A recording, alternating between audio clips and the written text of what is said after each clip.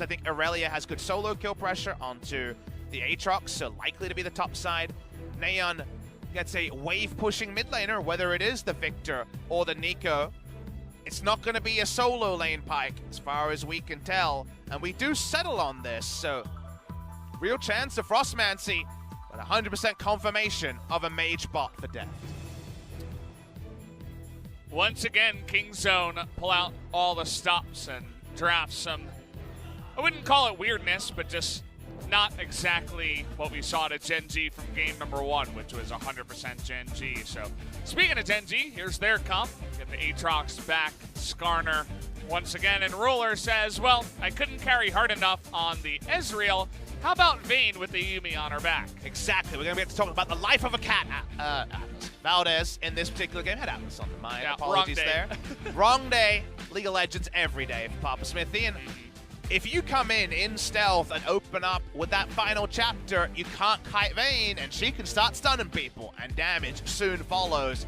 Kingzone are trying to change the battlefield. They're not going to be fighting front to back. They've got a Victor bot lane to try to take advantage. That Vayne Yuumi sounds strong, but not necessarily in the 2v2 early, unless that cat can really impress us. See how it does in action here on the Rift for game number 2 of Gen G up against Kingzone.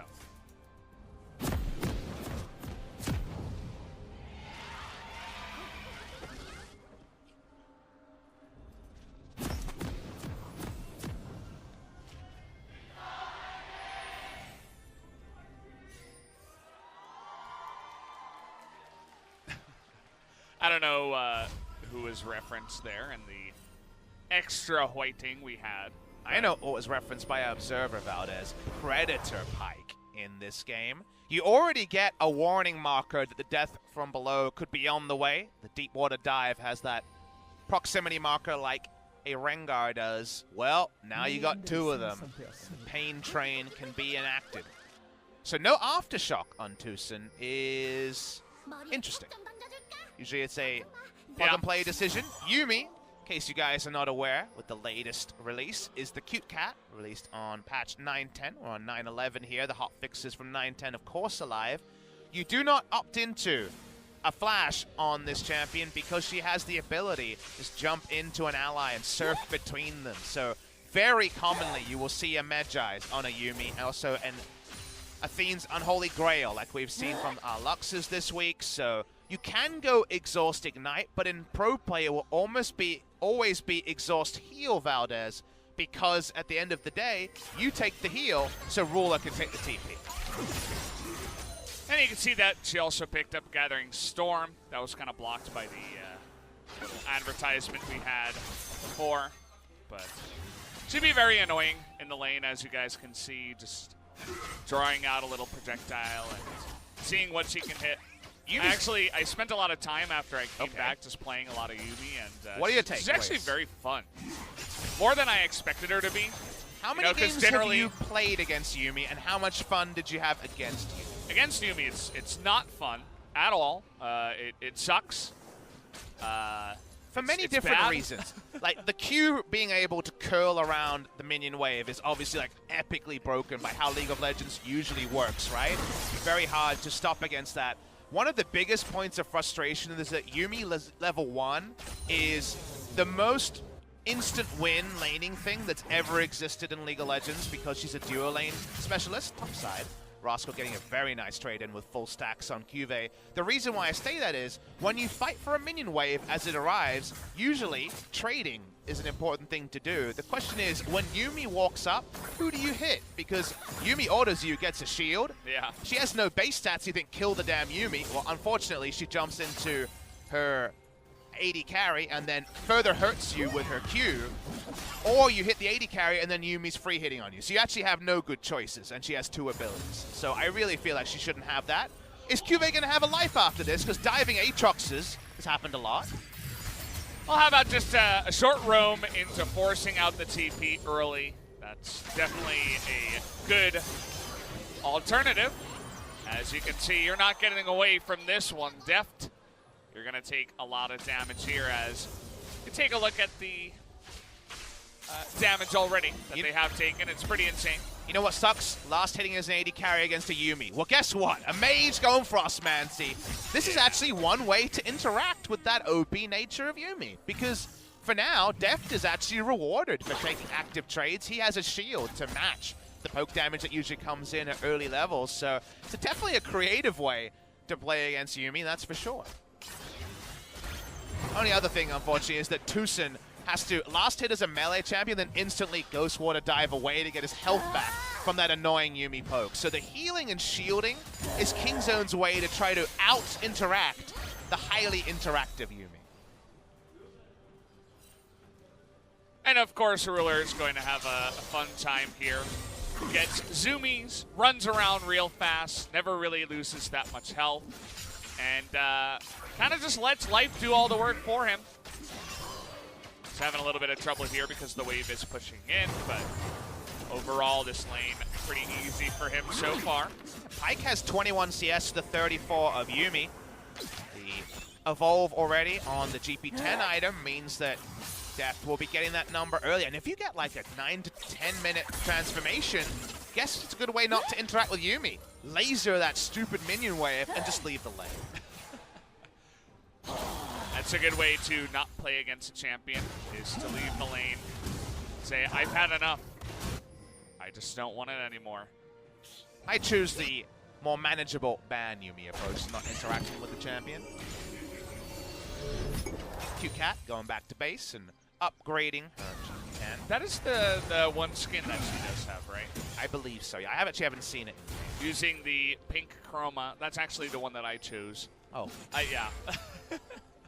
I had a lot of choices. She has like 10 chromas. You know, makes sense, right? Cute Cat. Got to give her as many chromas as possible. But I thought the only real choice was the pink one. She had a lot of cool ones too, like a dark one, like a, you know, what's the name of that? Like an Umbreon, you know, from Pokemon. That kind of feel. But pink was the easy choice for me. Gotta admit, the pink chromas are always ones I love. Pink Zac. I actually have all the Caitlyn skins unlocked, thanks Riot Games. But actually, I just go base skin with pink chroma because it's just the most obnoxious by far. That's the best. We're not able to open Korean accounts, so we do get some freebies from Riot Games Korea. Thank you for that. You know, it's not normally how they interact with other. I still have my main account parked on North America, I believe, at the moment. Oh yeah. It's a use at international events account. It's good. I have a level 11 alt. His name is Hippo Fun. Whoa. That's a good name, actually. When I was younger, I was not very good at making IDs, but I feel like as I've gotten older, not saying that I'm old, but as the years have come along, I feel like I've gotten better and better at making IDs. Thankfully, on the Korean server, most English IDs are available more so than other servers, so you can get in there and have some fun. We're talking about IDs because these teams are not fighting right now. And that's something that, again, has been leveraged to criticism against Korean teams, could be leveraged against SKT in our first series. The cool thing about the previous game was that Kingzone knew exactly what they were doing. And speaking of Kingzone... Oh boy, here we go. How about a stun into another one? And this time around, you can say goodbye, as you are not going to stay alive. Goodbye to Aatrox. And the point illustrated on the screen. Kingzone waited till their time and then turned it on and never looked like losing Valdez. The bot lane here has been a creative attempt to circumvent how strong Yuumi's laning is. But when Kingzone started, the game ended in very linear fashion.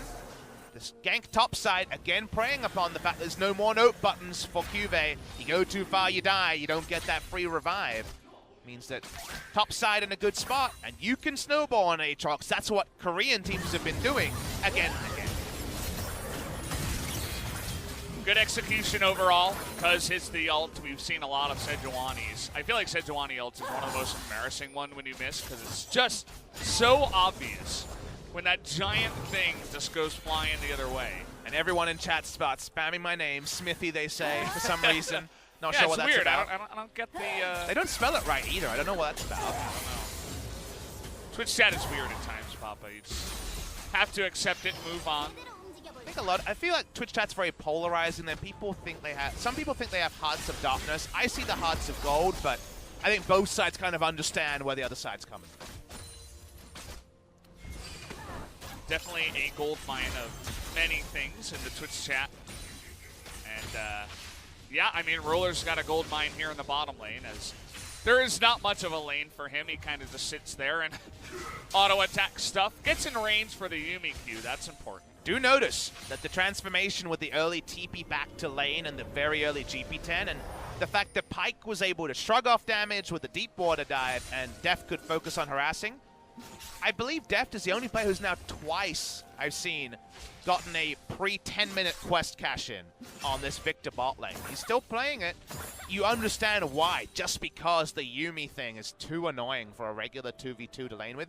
If you go, I saw in the LPL, I believe it was a Leona lane against Yuumi, and it was just the saddest thing ever. Like, Leona could never do anything, never had any health. Because yeah. Who do you engage on, damn it? But yeah. This one is actually highly frustrating, Gen G, and who knows how many even scrim games of practice they have on Yuumi lanes. Well, I mean, you do your basic amount. Right? You get those 30, 40 in, but then eventually it's like... Do you? With the bans the champions get? Yeah, as I was saying that, I'm like, well, you probably want to get your 30, 40, but then eventually everybody just bans it every game, so it's like, well... Put your money where your mouth is. How many games have they played an even scrim level of Vayne Yuumi? Like, it has to be less than 5, right? Yeah, I'd say probably 3. And how many games against... Not very many. Frostmancy and Bike, right? That's the crazy thing is, you know that Deft and Tucson know these champions well.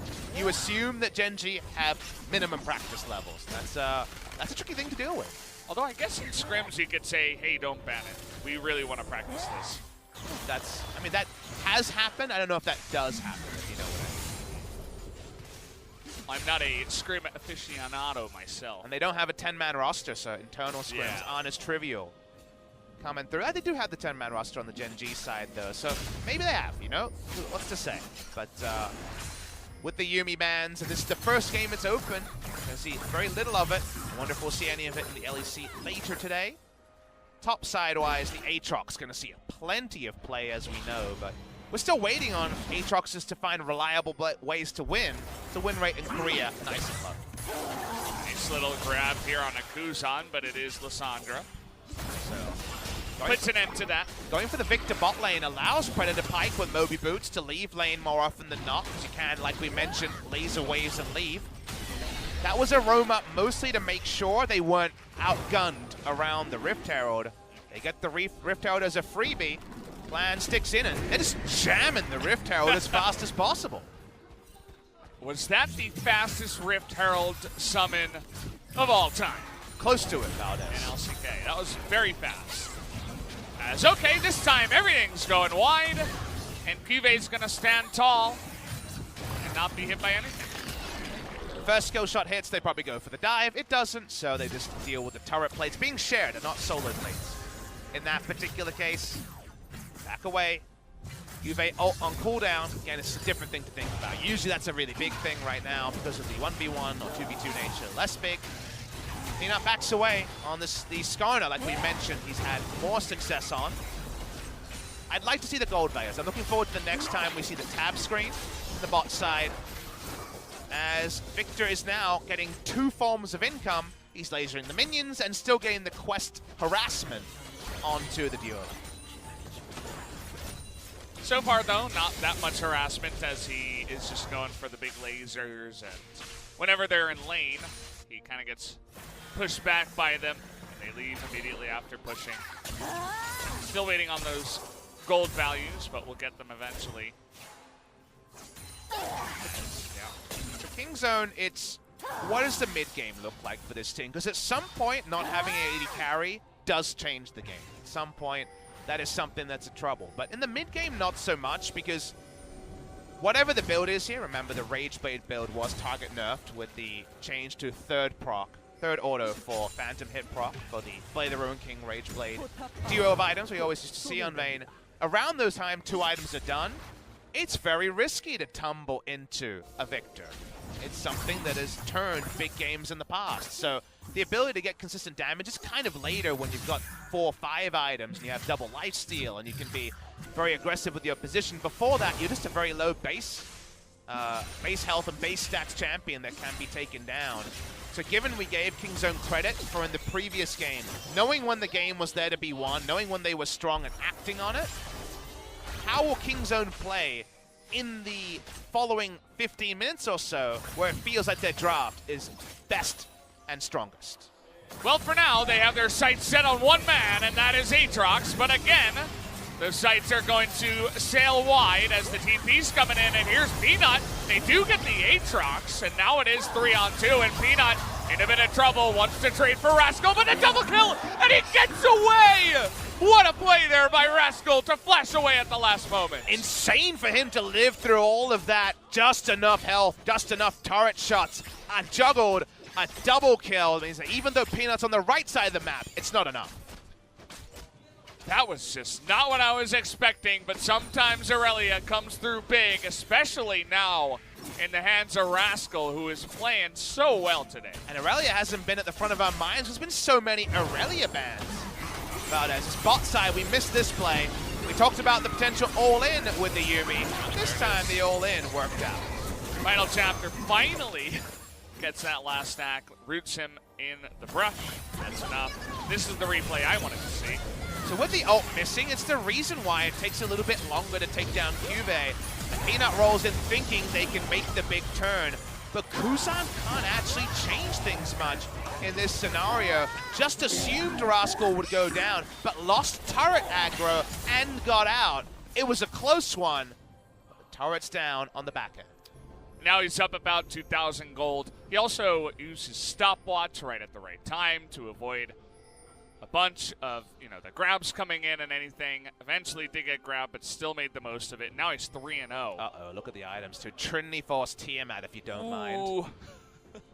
Don't want to be in that lane, as Aatrox already starts to back. We're going to have to rename Aatrox to BBtrox, as now he is no longer a Tier A champion in this game. Just not liking what I'm seeing nowadays on the Rift. And again, that's different to most people's tier list where he's considered S tier. It's different to his pick ban status, which is close to 100%. Yeah. And again, the highlight of Aatrox, the late game of Aatrox cannot be denied. We saw a 750 heal in an instant in a previous fight, but losing out on early game blind pick ability in pro play is a big pro play nerf. I feel like the champion still slams solo queue, and there's still ways to baby it through the laning phase and get the value lane. It's true. Well, Peanut waiting down here on the bottom side, seeing if they can continue to bully, as an insane amount of control wards have been placed down here. We saw one in each brush the last time. Now we have two in the front brush, as they're just waiting to bait them into this fight. Bot side. He's coming in there, though. Nico's going to get that first roam, but look at Death. He just disappears. And now here we go. Peanut is going to get the grab, but there you go. Vayne is going to go down, and there is going to be everybody just decimated as 3 more kills come through. Pyke getting the resets and an extra kill there in the pockets of Rascal. The blue hue combat text tells you assist on and kill. Gold share on both. That means the gold lead is going to balloon. It's 5,000 already, Valdez. Kuzan waits out, but doesn't quite have the range to hit the Bone Skewer. Send in your friends if you can't deal with the 2v2. That is the Kingzone way. We already said, you're not picking Victor to kill the Vayne. You're picking Victor to deal with the Yuumi lane and to try to disengage. That's not really going to plan so far. That has been the name of the game here for Gen G up against Kingzone. Kingzone looking really dominant, even after Death just disappeared. And we talked about how in the final hour with the final chapter for the chapter hour double final synergy, what do, right? Vayne's running at you, can't kite her, she moves faster than you and she's got a stun. You bring friends, that's what you do. Never enter the jungle without bringing your friends, and they had already coordinated the teleport, and the best that could happen is to get that first kill onto Vayne. After that, some very clear calls, not too much cheering between the Kingzone trio. I had a good angle. 나이스. 자기 한번 바로 띄워줄래? 나 바텀 밀게 우천아. 바텀 밀고 니꺼 천천히 좀 해. And they're already talking about pushing out bot lane and resolving as G-Sun feeds into our ears. So thank you very much for They're translating their G-Sun. She gave a little giggle at the end in case you guys wanted the G-Sun update. The game update is a lot of gold. That's 6,000 Valdez, and here's what I'll tell you about Pyke. If you hit the mid-game and then Pyke wins a team fight, the gold lead is always bonkers. It's bonkers, that's for sure. That's one way to put it. As the Yuumi is not, you know, it did okay in the lane, but it's just the team around it this time around is not going to really find much success. As now they throw Aurelia down here. He's casually 4-0-2, took the top lane turret, has almost 10,000 gold at before 20 minutes. He's feeling pretty good. Kingzone DragonX are the best team we've seen on the Rift in LCK Summer, and the last to debut, chasing on to Cuvée. Once again, he can't run away. This time he's not going to miss, but unfortunately the follow-up not quite there as they're diving inner turrets right now. Kingzone just looked unbelievably confident and dominant in this series up against Gen G. It's not even close. The crazy thing is, in game number 1, they read the tendencies of the enemy team, answered them with the Karthus, won the game. In game number 2, they read the Yuumi pick, had a pocket answer to it, and not a standard one. This is not, well, this Yuumi sucks, what are you doing? This is kleptomancy and a Pyke bot lane that could roam because the Victor got a quick quest cash in. They read both the team tendencies and prepared for the Yuumi first pick. That just means they're on a different level to their opponent. And this is a team that you could be forgiven for thinking, with Pawn having to step away for medical reasons, might be out of contention. Yeah, I mean, I'm really excited now for the future of the summer and seeing exactly what Kingzone have else up their sleeve. So far, it has been only good stuff here today as Ruler and Peanut, and don't forget Little Life there hanging on. Going for a little walk in the jungle, but not going to find any enemies. It just feels like Kingzone are rotating around the duo lane. They don't have easy one-person or even 2v2s to send into the lane, so why not win everywhere else? Trying to give the Vayne Yuumi Nasus treatment, it feels like, in some ways, and win the game around what the Vayne and her chase-down potential might represent. Baron buff, not a girl's best friend if you're a Vayne, so Kingzone can pick that one up with the Nico to walk up, with the Aurelia threat. They can play one lane, they can play multiple lanes. Gen G need to kind of put all their eggs in the Repel Baron bucket, otherwise things get even more difficult than a 6,000 gold represents. It's been a cloudy day here, lots of Cloud Drakes so far today. This will be the second one, and it should be picked up here for the side of Kingzone. Definitely. Really no challenge from the side of Gen G. That's going to be pretty good. I feel like not as good as some of the other comps we have seen today, but overall not that bad. Here comes Tucson looking for an angle now onto Ruler. Is not going to find it. So Ruler will tumble away. Can't allow a fight for Vayne to reset behind the front line. That's the one thing they can't allow. For now, at least, not having Aatrox in a team fight suits them just fine.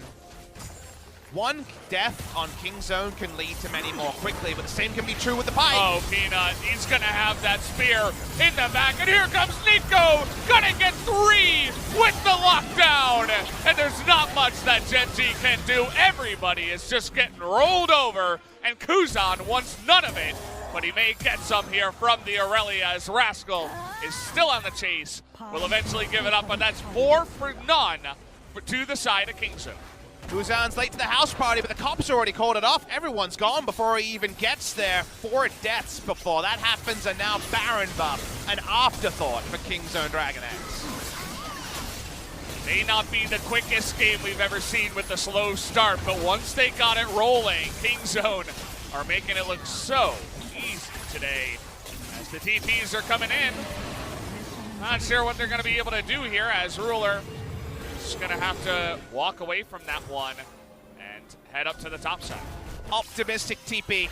Baron was already done. They didn't have spotting vision on it, as far as we could tell. It's a 2-for-1 TP as Yuumi gets to follow through teleport, in case you guys haven't tried her out. Gonna see the replay here, and Peanut gets caught, and unfortunately, that means look at the Nico here. We've seen so many of the Pop Blossoms be better on Silas or missed on the Nico. You look back and you nod your head and say, that's a nice one, Neon. He's the player who needs to level up. for Kingzone to be a contender. He's looking at home, Valdez, as a Kingzone DragonX.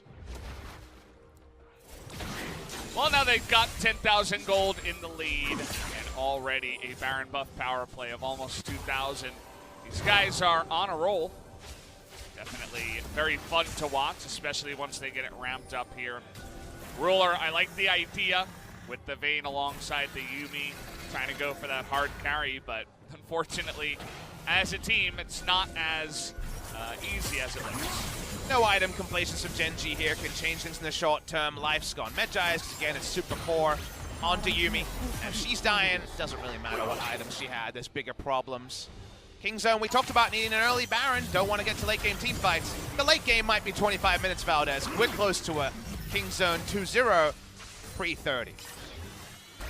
It's kind of looking like it here, but Kingzone waiting on the push, not going to push it just yet. Perhaps give the red buff to your 5-0 and 5 Irelia. That is level 15 in this game alongside Nahon, and small little hook there on the Kive means a nice chunk of damage, and the pushes should begin here in the bottom. Here we go. Minion wave starts to come forward. Genji trying to clear it out, but limited wave clear. See even the lasers here from Deft, who has kind of just been farming in this game, are beginning to do that damage towards Ruler. Next minion wave is probably the one where they walk up. Mid lane turret quite low. There's another laser to Ruler. Just gonna get healed up by the zoomies. Little cat has got on his back, and poke is real from the side of Kingzone as the slow push is coming in. Ruler desperately trying to get in there, does kill the cannon, but as you mentioned, they just rotate easily up to the mid lane. And that really has been the key word of today for Kingzone, easy, as it has not looked too difficult for them. But it's not just the level of their opponent, their own level has been really good. Genji were able to wait out W1D3 Gaming. Here's the team fight. Yeah, nice cleanse there from Ruler. He is going to be free hitting in the back here. Nahon trying to come in from the left side. The pole does come down, but Nahon able to get in there, and unfortunately is going to go down. Ruler's still here, available, but the rest of his team is just melting around him. He's going to push forward because he has to. No other real chance for him. A triple kill for Irelia, and the ace will come through for Kingzone, and it will be a relatively quick game here for game number 2 win. Now, they will have Baron buff minions. I'm not 100% clear they can close. They're going to try to, Valdez. Only 26 minutes, but those death timers, 20 seconds is enough, actually. Yeah, especially with the ace, everybody just going to be decimated. Here's the super minions. It's now. They're all coming on in here.